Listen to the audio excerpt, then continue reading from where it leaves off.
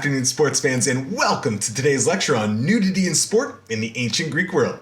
I'm your professor, Dr. Rob Steffen, and today we're going to take a look at perhaps the single most noticeable difference between ancient and modern sport. I mean, sure, right? If you were at the ancient Olympics, you might notice that the sprinters kind of turned around a post rather than ran around a circular track. Or you might see that there's a noticeable lack of women, both in the stadium and in the stands. But the first thing to catch your eye isn't probably what is there, but rather than what isn't. And that's clothes, of course, right?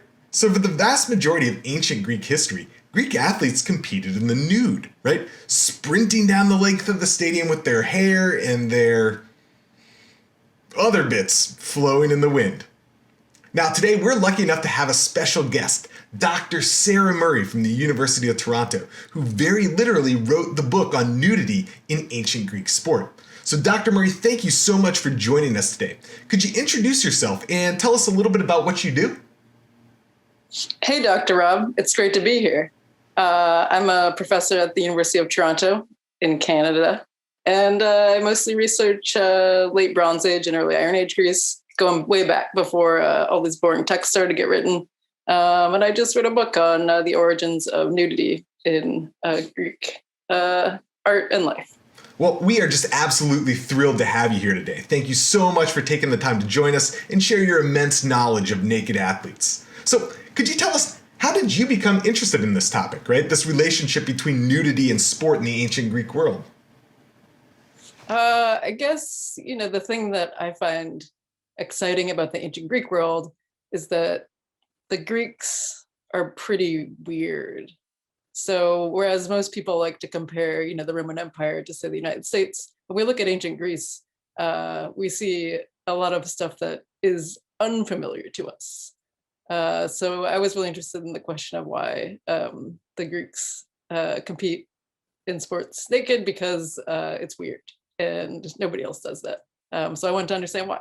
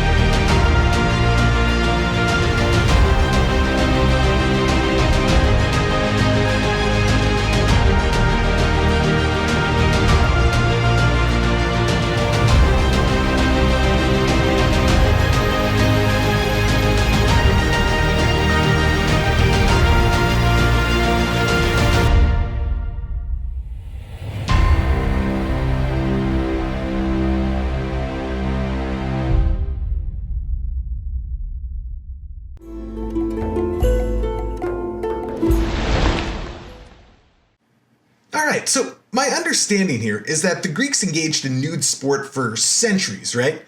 Now, was this something that they always did, going back to kind of the dawn of Greek sport? Or was this development something that we can assign to a particular kind of moment within Greek history? As far as we can tell, Greek athletics and nude athletics came into being at about the same time. So from the beginning of the kind of documented historical period of Greek history, like the period that we have texts from, people were already exercising naked all the time. And as far as the iconographic evidence, the artistic evidence, it looks like that started already back, in the beginning of the first millennium. The Greeks themselves weren't really sure when they started doing nude sports. So it's hard for us to pinpoint it exactly. But, it seems like when sports started, they were already being done without any clothes on. Really interesting. So our sense then is that it does indeed have a beginning. Can we also end up tracing the origins of nude athletics to kind of a particular place or a location or region? Yeah, that's a good question. The problem is that it seems very likely that nude athletics goes back again, like I said, way back before we have textual evidence. So we kind of have to intuit when they were doing this from representations, right, of kind of nude people doing stuff. I would suggest that Crete is probably the first place where nude sports happened.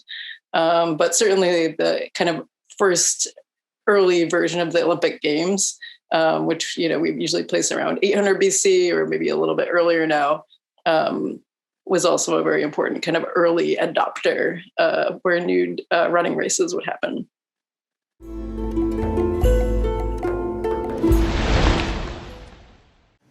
All right, so if this wasn't always the case, right, somebody had to have made the decision to do this, right? Now, nude sports seem like kind of a major safety hazard, and they definitely seem like an exceptional practice, right? We don't see a lot of that today. Do the Greeks tell us why they were doing this, why they stripped down totally naked to exercise and compete? The Greeks clearly, from the textual evidence, had no idea why this kind of custom came into being. They come up, they tell us a lot of weird stories that are probably not true, like this story about the first Olympic victor, Orsippos. There's a kind of apocryphal story that, okay, he was running and his loincloth fell off and he won. And so everybody started running naked after that. Much more likely, the origins of nude athletics relate to kind of initiatory or what we call liminal nudity. So that these kind of earliest running races back into the early Iron Age took place as part of a kind of process by which a boy would become a man. Those kinds of processes in the anthropological record almost always involve a special costume. And so in this case, we think nudity was probably a costume that was kind of worn by these initiates to signal that they were going through a special experience. Now, and these kinds of rites are common, like even in the world today, you can think of like frat hazing, right? You gotta like get naked and run through the library or whatever, right?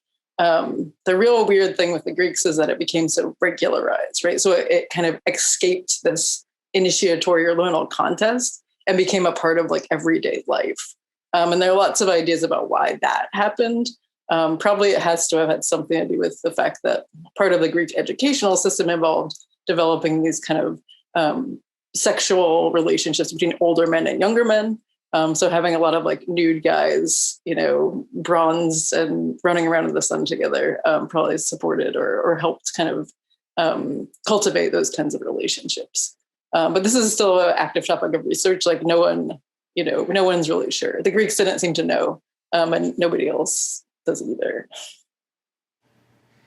So you're telling me that the ancient Greeks, they don't even really know why they're running around totally naked?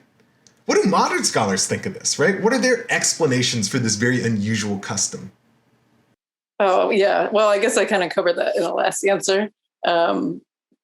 But yeah, the major kind of veins of thought are, right, that it kind of developed out of these liminal ceremonies, so initiations for young people, and then somehow kind of became embedded in everyday practice. So there's the whole kind of issue of these homosexual relationships between the kind of teacher and the student. And I think that probably played a role, even though like classicists sometimes don't like to talk about it because they're uncomfortable with topics that relate to sex. Fortunately, undergraduate students don't have that problem. Another kind of idea is that that nudity related to democracy, right? So this idea that if nobody's wearing clothes and everybody looks the same, right? That's more of a meritocracy. Like you can't just be rich and wear a fancy cloak. You have to be fit, and that's kind of how you show your kind of worth as a citizen too. Because if you're fit, it means you can fight better in the army. One issue, though, is kind of an opposite interpretation, which is that actually sport is something that's a leisure activity, right? So if you're poor and you're working on your farm all the time, you can't go like, mess around in the gymnasium and waste all your time that way. So we know that there are insults like white butted, which are leveled at kind of for like, yokels and farmers. Because the idea is like, you have a farmer's stand, it means you don't get to go kind of kick it at the gym all the time. So one idea is that actually you're kind of showing off, right? It's a kind of form of conspicuous consumption to show off the fact that you don't have to work that much. And so you have this perfect even tan, kind of in the way that, even today that works, right? That you're rich enough to go to the tanning salon and waste your time and money that way. So you have a better tan than kind of someone who has to work all the time. So anyway, there are lots of ideas out there. And it's why it's a fun field to work in, right? So lots of interesting ways to interpret this very weird phenomenon.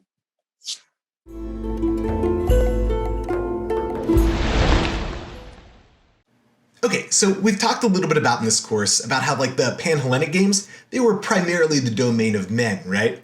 But we've also seen that women do engage in athletic pursuits in various ways, right? Whether that's the physical training down in Sparta or Athenian girls participating in the Archaea at Brauron. Did both men and women exercise in the nude in Greek antiquity, or was it just one or the other?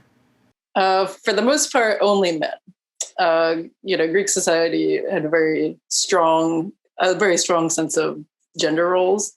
So men and women generally lived very different lives. So in Athens, certainly no women. You weren't even supposed to really be seen out of the house that much. Okay, so we've got to ask the natural question, right? In Sparta, things were different, as is often the case in Sparta. So in Sparta, women did exercise and publicly, even in the nude. So there's a lot of regional variation. Okay, so we've got to ask the natural question then, right? Did people find this nudity sexy, right? I mean, are the spectators getting all hot and bothered by the sight of so much flesh here? I think the answer is yes. Yeah, I think you can tell from how many nude males there are in art, right? That people thought these nude, physical, athletic guys were really something you wanted to look at all the time. So I suspect that there was a big sex appeal aspect of the nudity, even though it's, again, often scholars shy away from this. But, why do you want to have a nude guy on your chalice that you drink wine from at the symposium? Because you think it's sexy. I mean, I think for sure that the answer is yes.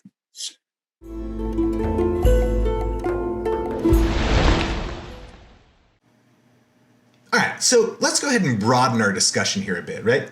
Did nude athletics have much of an impact on kind of the broader world of Greek art and culture more generally? Yeah, I mean, I think one of the things that made me really interested in this topic is you don't think about it that much. When you look at Greek art, there's just a huge percentage of, the most famous kind of statues and a lot of these kind of vase paintings that you see a lot in textbooks that concern nude athletes. So I think, it really had an impact on people's idea of beauty, right? People kind of thinking about what beauty is. I think the presence of all these nude bodies kind of gyrating around and wrestling and throwing the discus, I think probably inspired a lot of the urge towards naturalism in Greek art, right? So the idea that you see some bodies doing something weird and you think maybe I can make marble or bronze look like that too. So I think when we look at Greek kind of cultural output, you can really see the impact that athletics in general had on society and the nudity too. Again, this isn't something that's kind of known or argued, but I do think that having all these athletes around, seeing the human body and all these different configurations probably inspired a lot of what we see as this push towards naturalism, which is something that classical art is really famous for. Very interesting. So one of the things I've always been wondering, right, is what in the world did people outside of Greece think about all this, right? I mean, did they think that the Greeks were completely bonkers for exercising in the nude? They totally did. Everybody thought the Greeks were bonkers. There's a great, I don't know if this is a lesser known Greek author, but there's this guy called Lucian who has a dialogue called Anacharsis. And basically the whole theme is a guy who's not Greek, who's a Greek gymnasia is what is going on here, right? And the Greek is trying to explain to him why the heck did they do this weird nude athletics thing. The Romans said the Greeks were ridiculous for doing sports in general, right? They felt like the Greeks were kind of little, weird art obsessed losers for prancing around in the gymnasium all the time, right? The Romans liked a lot of things the Greeks did, but they were really confused about the nude athletics. Nobody understood it. And we still don't.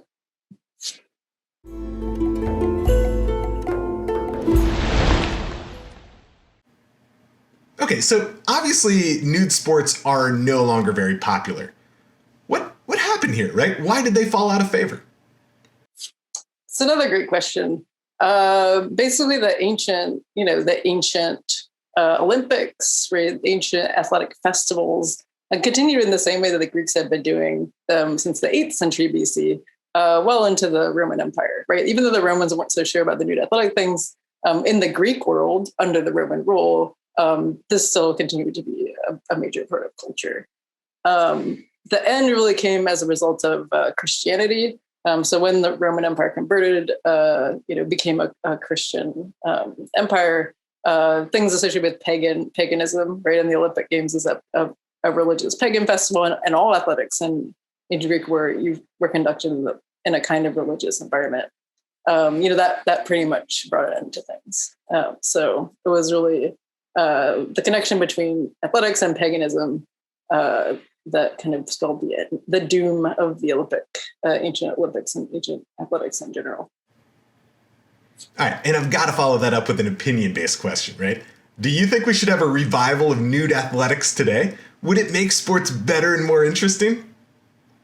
Yeah. I would like it to become more acceptable because I don't like to have to do laundry all the time. And when I go running in my clothes get really gross. So if we just had nude athletics, we could cut down on a lot of people's laundry bills. As a spectator sport, I think it could be both good and bad. But I think on pay-per-view for sure, you could see how it goes.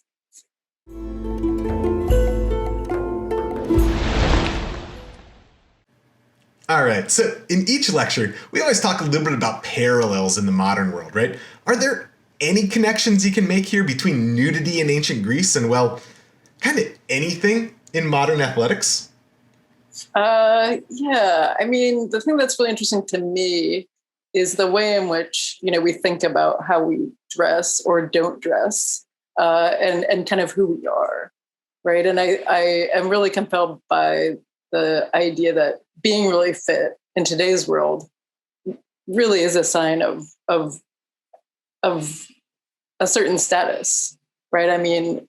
If you have time to work out in a certain way, right, you get the right butt, you get the right abs, right? That's really a status symbol, right? And it's a sign of having plenty of time to do that. And I think probably it was the same in the ancient Greek world, right? Clearly, the kind of ideal was this kind of male citizen who didn't have to work on the farm and could spend all their time in the gym kind of getting ripped. And we don't always think, I think about fitness as a kind of status marker.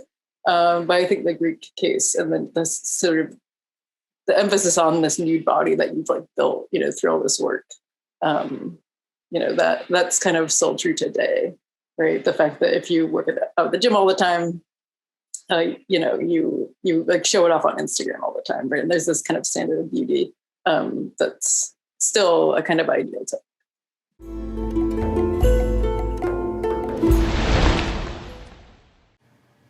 All right, you have made it to the end of another episode.